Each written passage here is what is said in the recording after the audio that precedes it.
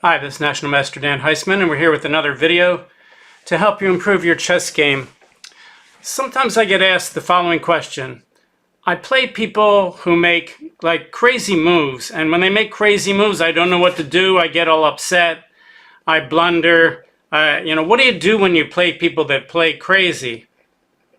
Well, there's a different level of craziness. Craziness could mean just putting all their pieces on prees where you could just take them off. Or it could be playing overly aggressively, pushing all their pawns up. So there's not one generic how to play crazy and how to play crazy against it.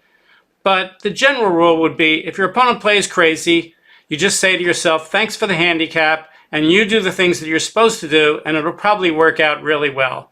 Is it occasionally true that you have to meet crazy with crazy? Yes, but that's the exception to the rule, not always what happens. Now, one of the most interesting players that I played against in my time is National Master Ross Nickell. Ross loved to play all these really weird, crazy openings for white and for black. For instance, when he was black, very often he would play, if someone played e4, he would play e5. And if they played knight f3, his two favorite defenses were to play either f5, the Latvian Gambit, or even play the provocative f6, Damiano's defense. And you might say, how can a master do that? On Damiano's defense, for instance, the main move here is to play knight takes e5 with the idea that if they take with the pawn, then queen h5 check is very, very, very good for white. But in any case, Ross would play these crazy openings, and you had to be prepared for him a little bit, or at least psychologically prepared to play him, that he was going to do stuff like that. So when I was in college, I was playing in the Philadelphia Open tournament. I won the Philadelphia Invitational Championship once, and I won the Philadelphia Open tournament twice. And one of the times I played in it, I was paired with Ross Nickell. And I want to show you the game, and I'll tell you the comment that my coach Donald Byrne made about the game after the game. All right, so Ross was white, and he played e4, and I played Sicilian. Well, you're not going to get open Sicilians out of Ross, so Ross plays the wing gambit b4. Okay, the wing gambit is a fairly rare bird, but you have to know what to do, and I kind of was not surprised. I knew that Ross played the wing gambit, and I had a line against the wing gambit. So I took the pawn, which is the main line. It's played in 88% of the master games. But actually, I learned something later in the future years that I picked up from a book by Grandmaster Gligorich, which is that black has another move here that, well, he has several moves that are okay, but he has another move that is actually psychologically really good. Black can play d5 here, and it normally transposes into the main line. If white plays e takes d5, black plays c takes b4. Let me turn on the engine here to make sure. Yeah, you could also play queen takes d5 right away here, which also would work. But in any case, it usually transposes into the main line that you're going to see in the game. But it gives white more chances to go wrong. So in future years, I would meet the wing gambit with d5, because that would always make the wing gambit people stop and stare at the board for a while, which is exactly what I would want, because then I knew what was going on and they kind of didn't. But in this game, it was sort of before I learned to do that. So I played the main line, which is c takes b4, and Ross played his main line, the main line a3. And now I played what's considered the best move, d5. It's tied for best with under Stockfish's analysis, and it's played the most times in the master database here on Lichess, about 49% of the time, d5. I have to make a note, though, which is, suppose you take the second pawn. The normal way to take here would be to play something like bishop takes a3, so that if white ever moves the e-pawn, you can trade bishops and stop white from castling. And it's sort of like a Benko gambit reversed kind of stuff. But Ross would teach his students here to play rook takes a3, and if white attacked that rook with the pawn, let's say white plays, e6, Ross would tell them just play d4, and if black takes the exchange, take back, and they're very weak on the dark squares. You have a dark squared bishop in the bishop pair, and they don't, And even though the computer says that black is doing very well here, it's very tricky and it's very difficult to play black. And I've seen a lot of Ross and his disciples play this line in tournaments and do pretty well with it. But that's not the main line to take the second pawn. After a3, let's just go all the way back to the start to show you how we got here again. After e4, c5, b4, c takes b4, a3, the main line is to play d5 here. So in this case, I'm perfectly happy to play the main line because I know that it's good for black, and I played it before in speed games and such. So I play d5. Go over here and tell the engine to do that. d5. White takes the pawn. Black takes, queen takes. And now you got to be careful about attacking with the queen because black actually has a threat already to win the game. If white doesn't pay any attention, black can play queen to e5 check with a double attack against the king and the rook on a1, and that's the ball game. So the book move, of course, here is to develop the knight with knight f3. And now I played the main book move, which is e5, which has been played in 71% of the master games. What I just learned from going through this game is that Stockfish, with his analysis at depth 56, somebody must have let it think for like a week to get to depth 56, says that e6 is actually better than e5 by a few tenths of a pawn, which I never knew until I just saw this, but somebody let it think and it put it up on the cloud, that e6 is better at 56 ply depth. Wow. Okay, anyway, I played the main move e5, and black plays a takes b4. This is all the main line. Bishop takes b4. Ross plays c3. And now the question is, where do you put the bishop? I was sort of getting out of my book here. The two main moves here are to play bishop e7 and bishop d6. I played bishop c5, which the engine says is okay, but it was much fewer times played than moving it back to d6 or e7. And now white can play d4 already. It's a safe move, and after black trades, he could play bishop takes b4 check. Let's show you what I'm talking about. d4, pawn takes. If pawn takes, bishop checks. And black has at least equality, if not a little bit more. So Ross played knight to a3. The idea of knight a3 is severalfold. One, it develops the knight. Notice the other two squares the knight can develop, c3 and d2, are blocked by pawns. Knight on the rim, the future is dim. Well, not really, because that not only the knight on a3 can go to b5 and threaten to fork the king and the queen and the rook in some lines, but also the knight on a3 guards the square c4 so that white can develop the bishop with tempo and attack the queen before he does anything more with that knight. And of course, you can't really take the knight, bishop takes a3, and keep moving your bishop, because that would give white the bishop pair and make it difficult to castle, because the bishop on a3 would control the squares. Alright, so it's my turn and I play the best move. I play knight to f6, and white, of course, develops. Does he want to play bishop c4 first? Does he want to play d4 first? The engine likes bishop c4 first. I'm sure Ross is out of his book now. So I'm sure those were his two candidate moves, d4 and bishop c4. He played d4 first.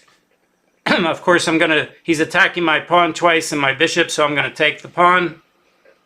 Of course, white wants to take back with the pawn so he can attack the bishop, but he attacks the queen first, which is a minor mistake here. You don't really want to do that. The problem with attacking the queen first with bishop c4 is that now white has queen to e4 check, and if white wants to trade queens and go into a position where he's down a pawn, that doesn't give him time to recapture the pawn on d4. So in a sense, instead of winning a tempo with bishop c4, which is what Ross did, it almost loses a tempo. So what should happen is he should take the pawn, and then I would check. He would block with the bishop. Engine says it's slightly better for me to take than do anything else. Take with the queen. I would castle. He would get out his bishop, let's say bishop to e2. And we'd have a position where I was up a pawn. I have connected queen past queenside pawns. And the engine says that black is way better, maybe close to winning if both sides play perfectly. But instead, as we just said, Ross played bishop c4, which kind of loses a tempo after queen e4 check, because he really can't play queen to e2. Now, the engine says after queen e2, the best move for black is to just castle, because the queen on e4 is guarded anyway, and white has all kinds of problems in that position. The best move in this position for white is to play king to f1, where the engine says white's up by about 1.5. In the game, Ross played the provocative king to d2, getting out of the way of the rook, so he could threaten to play rook e1 and pin my queen to my king, sort of like the first problem in John Bain's Chess Tactics for Students book. Okay, so it's my turn. I have to stop that threat of rook to e1, so I do by castling, and now I should be completely winning. Let's see here. So Ross hits my queen with the rook. I play his Zwischenzug, take the pawn check first with the pawn, d takes c3 check. Ross takes back with the king, can't do anything else. And I play queen to c6. I took a lot of time on that move to try to figure out what I wanted to do.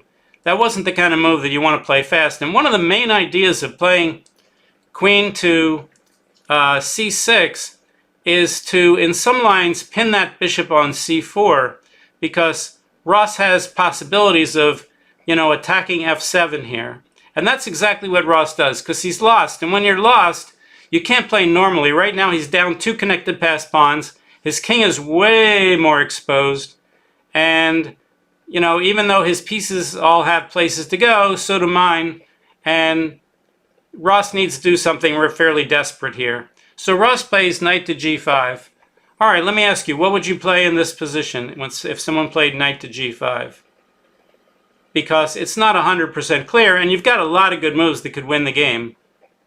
I played the move that many years later Stockfish says is the best move, and it's again knight on the rim, future is not so dim. I played knight to a6, which gets out of the way of the rook. It overprotects the bishop on c5. It threatens bishop to b4 check, which would not only pin the bishop on c4, but skewer the king and the rook on e1. And also I kind of provoke Ross into taking on f7 and then checking on the 8th rank, because it just doesn't work.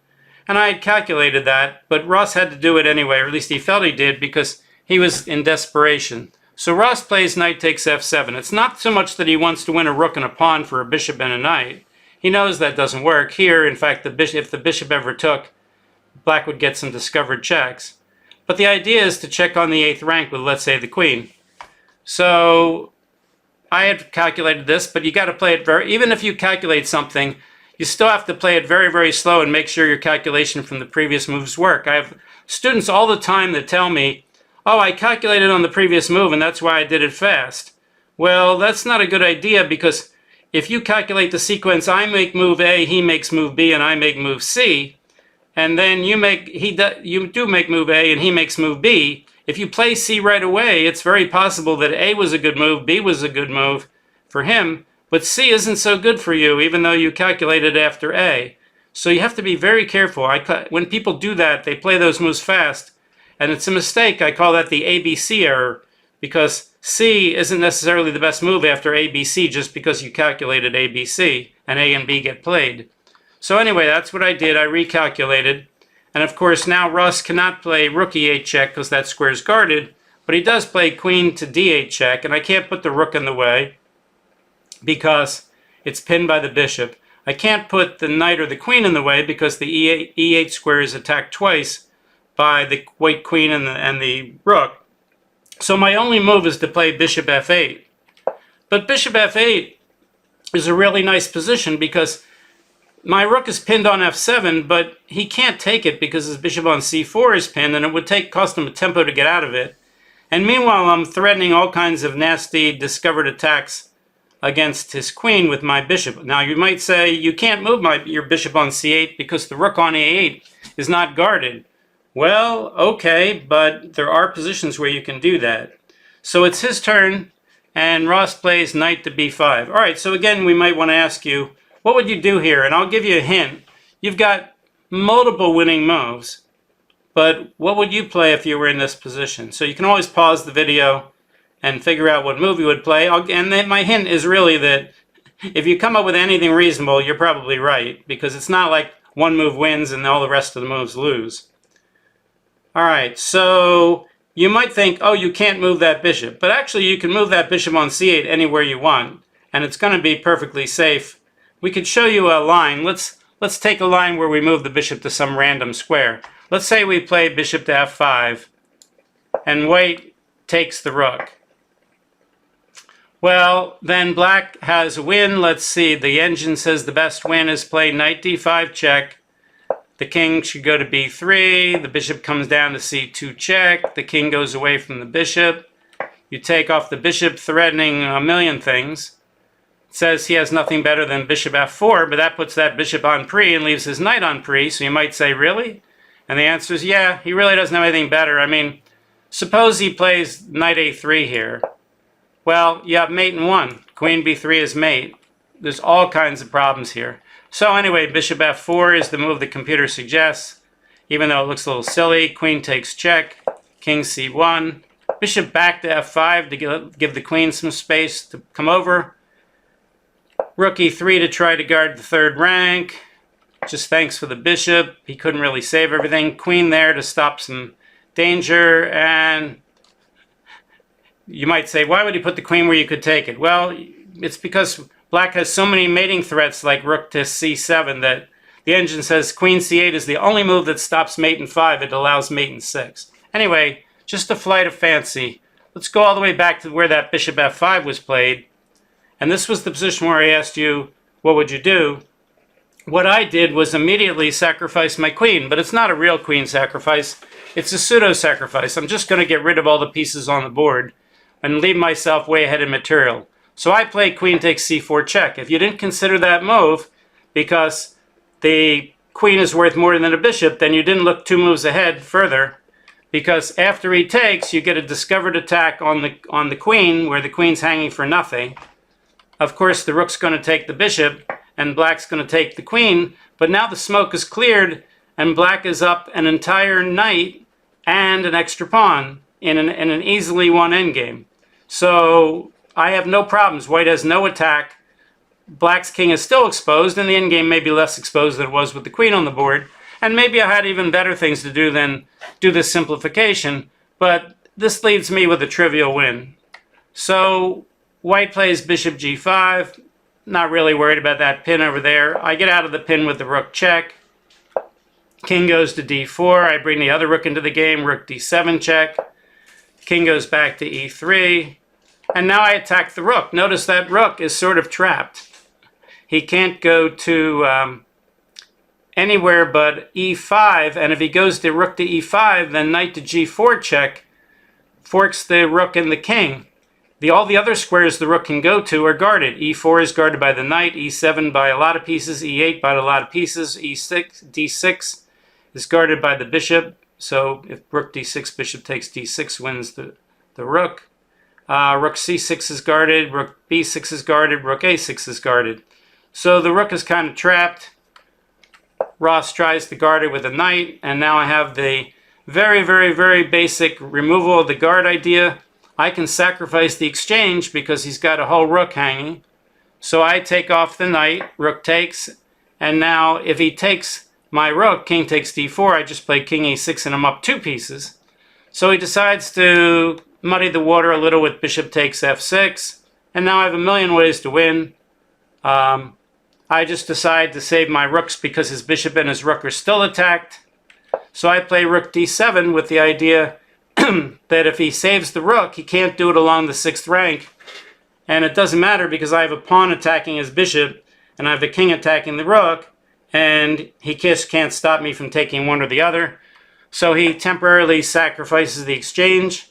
Rook on 1 takes a6. I take back, and now I'm still winning more material because if he plays rook takes a6, I have g takes f6. I can take with the pawn and not the king. So he's losing more material, and he's already down a whole rook. So Ross resigned. Okay, so in this game, Ross likes to play crazy. This is a typical Ross kind of game. you might say, boy, if I saw this game and I said Dan's around 2,300, you know, this guy Ross Nickel must be like 1,400. But no, Ross Nickel was a master.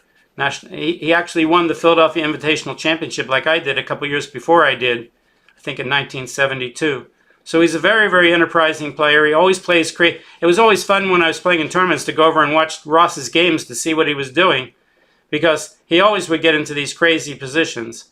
And, you know, he's very good about doing that kind of stuff. But I'm also, he's sort of playing into my strength here, because, you know, I like to play these kind of games too. It's just that I don't play the kind of openings and the kind of crazy stuff that he does. But once I get in there, I think I'm pretty good at it. So I don't get intimidated when someone does that. It's sort of like, oh, good, this is just the kind of stuff that I like to play too. I don't have the nerve to play as crazy as this, and I certainly don't have the nerve to play those, you know, negative openings. Anyway, so I went back to college, and my coach there is International Master Donald Byrne, who by today's standards would be a strong grandmaster. He was the 7th rated player in the United States. And I showed this game to Donald Byrne, and when I showed it to Donald Byrne, he said to me, no, first I have to say Donald Byrne was a good friend, excuse me, of Bobby Fischer, and he lost to Bobby Fischer in the Game of the Century in Rosenwald tournament in 1956. Anyway, so he was a friend of Fischer, and when I showed him this game, Donald Byrne said to me, when Bobby sees games like this, he says, "This is chess?" So I was thinking of naming this video, "This is Chess," but probably a better name for the video is the one that I chose, which is, you know, what when your opponent plays crazy, or how to play against crazy. That's a more attractive name probably than "This is Chess," but they're both good names. All right, so hopefully you enjoyed today's game. You learned a little bit. For my channel, Dan Heisman Chess, please tell people about the channel. I'm always asking people to tell their friends about the channel. Word of mouth is a great way to do things. And if you want to like the video, great. If you want to subscribe, you can also do that. We have our chess tip of the day on Twitter, twitter.com/Dan Heisman, chess tip of the day. You can do that as well. See you next time. Thanks. Bye.